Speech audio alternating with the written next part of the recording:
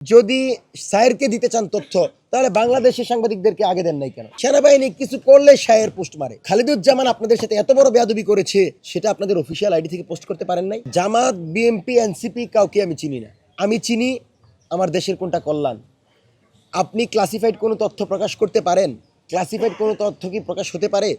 BDR কমিশনের রিপোর্টে classified লেখা হয় নাই, তারপরও তা প্রকাশ করেন জনগণের স্বার্থে।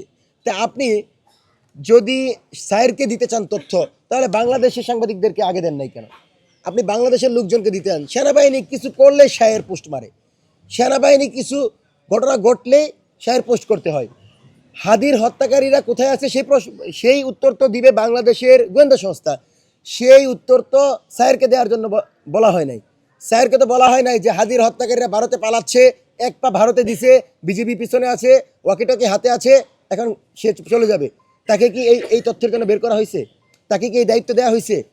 সুতরাং সেনাবাহিনী যদি প্রকাশ্যে তাদের যে অফিসিয়াল পেজ, যেই পেজে লক্ষ্য করেন ইলিয়াস হোসেনের মতো একটা সাংবাদিক, উনি একটা তথ্য দিল, সেই তথ্য আমরা বিশ্বাস করি নাই, তার আগে সেনাবাহিনী একটা পোস্ট দিয়ে বলে দিল এই তথ্য ফেক। তার মানে তারা শঙ্কা আছে এই তথ্য যদি জনগণ বিশ্বাস করে ফেলে।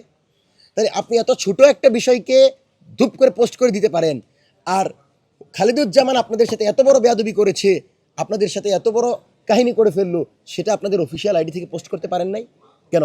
জনগণ কি আপনাদের সাথে নাই? সায়ের পোস্ট করলে বৈধ হবে? সায়ের পোস্ট করলে সেটা জায়েজ হবে?